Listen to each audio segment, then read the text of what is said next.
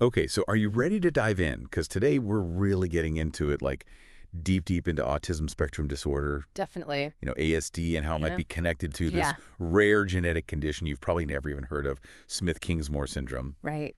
SKS.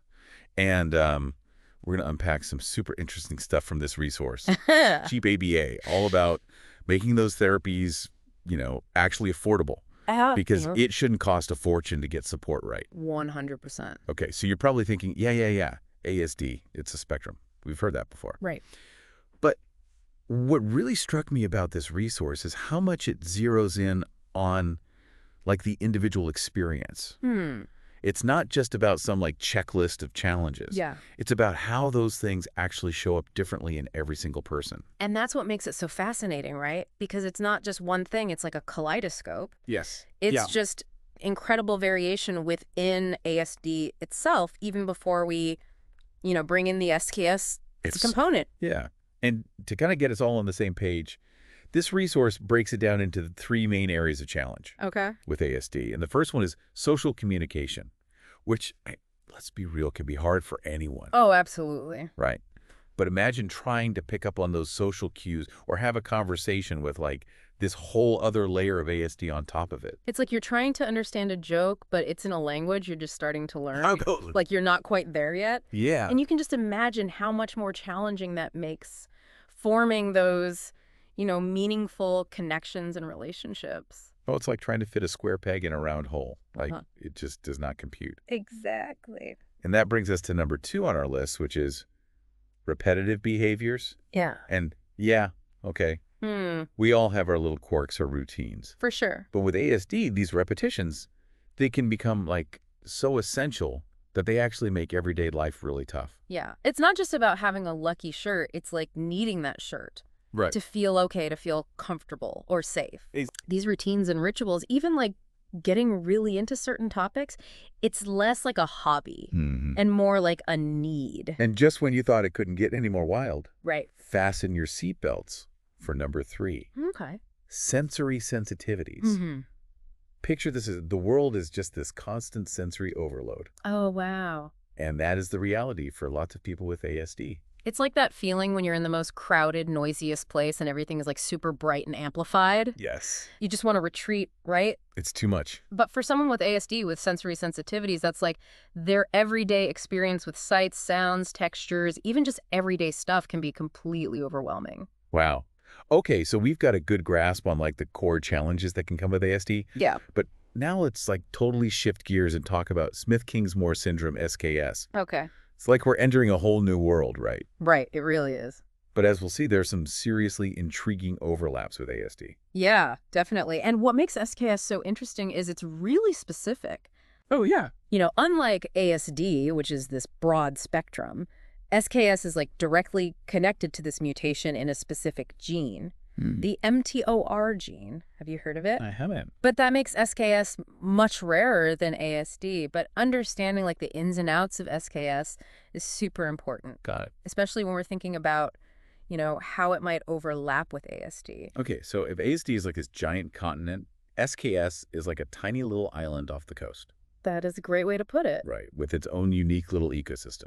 Exactly. And one of the first things you might notice on this island, so to speak, are developmental delays, especially in those early years. Oh, really? Like we're talking speech motor skills, those big milestones parents are looking out for. So a child with SKS might be slower to start talking, walking, or even just playing with toys, like other kids their age. Yeah, exactly. And those delays can be a big clue for early diagnosis. I bet. But it's really important to remember that, developmental delays aren't unique to SKS. They can be there in a bunch of different conditions.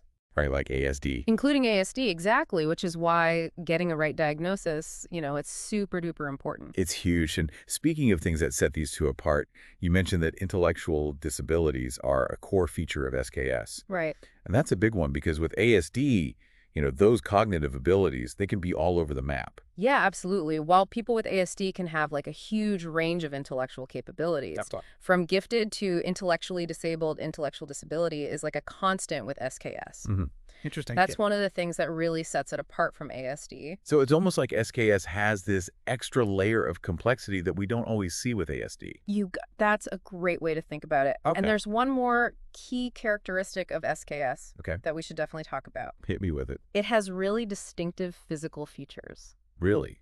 See, with ASD, there aren't any like telltale physical signs or anything, so that's a big difference. Huge difference. With SKS, you often see certain facial features. Like what? Like a prominent forehead, you know? Oh, wow. Deep-set eyes, a smaller jaw. Interesting. And sometimes differences in how they grow. So you wouldn't necessarily be able to tell just by looking at someone that they have ASD. Right. But SKS, it kind of leaves its own like little fingerprint, you know? Wow. So it's like SKS has this whole visual language that sets it apart. Exactly. That is wild. Yeah. Okay, so we've got these two conditions, each with its own thing going on. Yeah. But here's where it gets a little blurry. And to be honest, way more interesting. Okay. Because sometimes ASD and SKS, they kind of share some common ground. They do. Especially when it comes to how those challenges actually play out in a kid's life. Yeah. You know, so we've got these two different conditions, each with its own, like, set of characteristics. Right. But this is where it gets a little fuzzy and honestly way more interesting. Totally. It turns out that ASD and SKS can actually have some things in common. Yeah.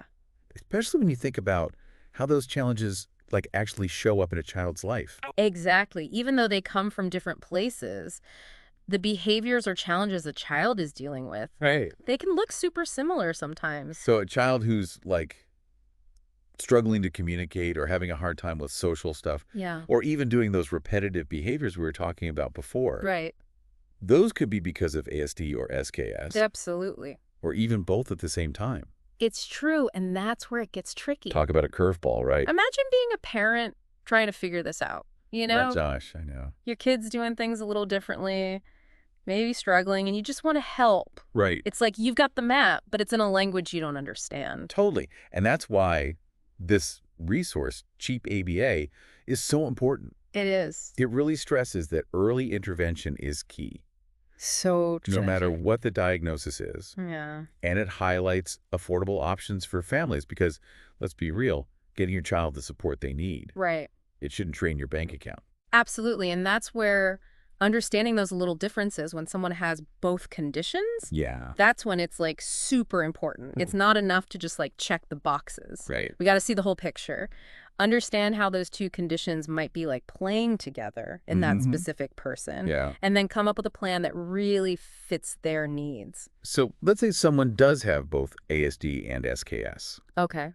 What does that mean for their care? Like, what kind of support do they need? That's where having a whole team of specialists is so important. Yeah. You want educators who get how to adapt things, therapists who know how to handle social, emotional, and behavioral challenges, Right. and sometimes even medical professionals to manage any health issues from the SKS. It takes a village, right? It really does. It's about building a whole support system. And it's not just about the individual either. Oh, for sure. Families are right there in it with them, and they need support too. 100% Cheap ABA actually talks about how crucial support networks are for these families. Oh, that's so important. Connecting with other people who really get it, who understand the ups and downs of raising a child with both ASD and SKS. Yeah, it makes a world of difference. It does, because knowledge is power. Yeah. When we understand these things, Yes. we're so much better equipped to help those individuals and their families. Absolutely. Yeah, It's like you were saying before, knowledge is power, right? exactly. And I think that's a great place to kind of wrap things up. Yeah, This deep dive has been amazing. it has. Just eye-opening, learning about the brain, how it works, how people experience the world. Incredible. Even if ASD or SKS doesn't directly affect you personally, Right. just understanding these conditions, I think it just helps us all be more empathetic, more understanding 100%. of the different ways people experience life. Absolutely. So yeah, the next time you meet someone who seems a little different, remember, everyone has their own story, That's so amazing. their own challenges, their own strengths. And maybe, just maybe, that encounter will make you want to learn more. I hope so. To dive a little deeper into what makes us all human, you know,